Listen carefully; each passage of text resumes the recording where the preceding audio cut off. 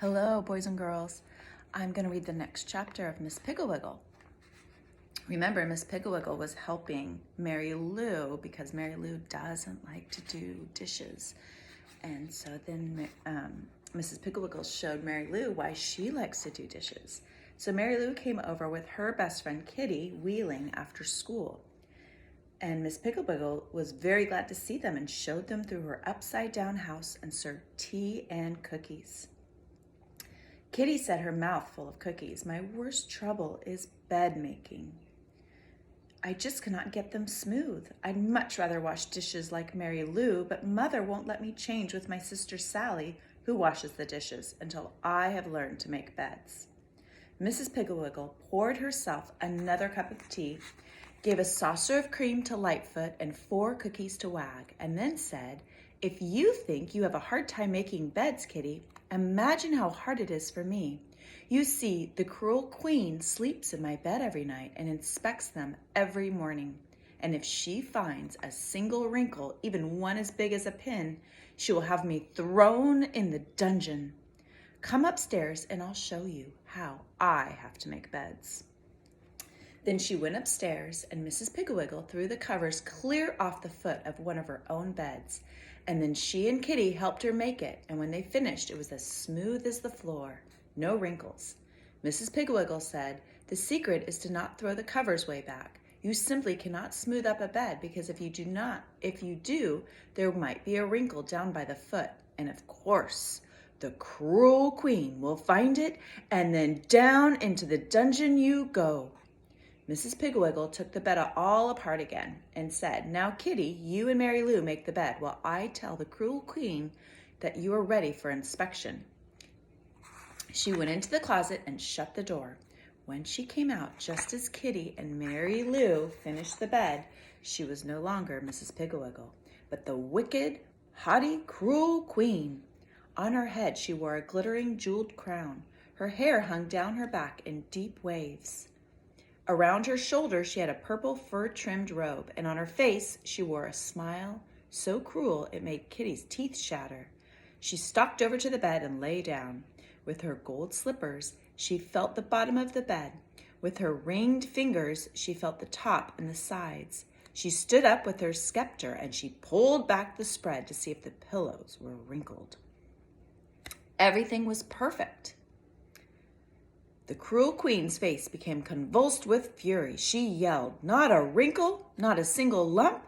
I am furious. But never fear, little slaves. My day will come, and into the dungeon you will go."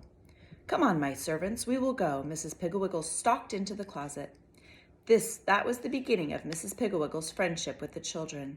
The next day, Mary Lou and Kitty's little brother Bobby and Bobby's friend Dickie went to Mrs. Piggle's for tea. And the next day they came and each brought someone else, and pretty soon every child in town had been or was going to Miss Piggle's house.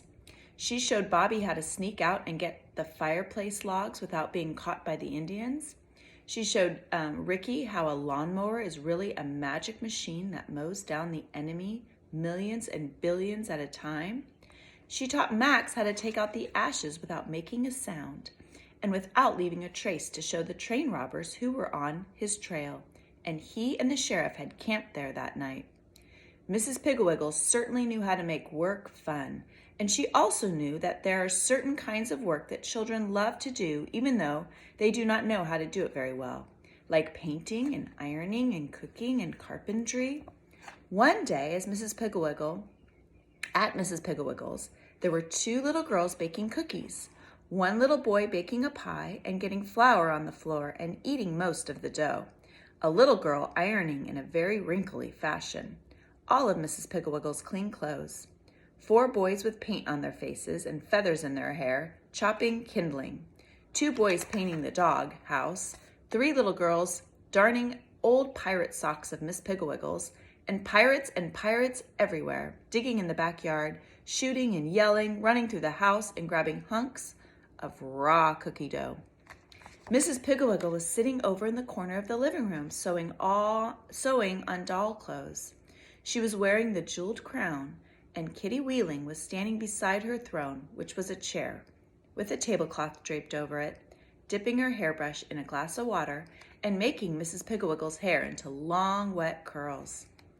Kitty said, "Your Highness, shall I use the gold or the silver hairpins?" Mrs. Pigglewiggle said, "Oh, let's use the ones with the diamonds in them.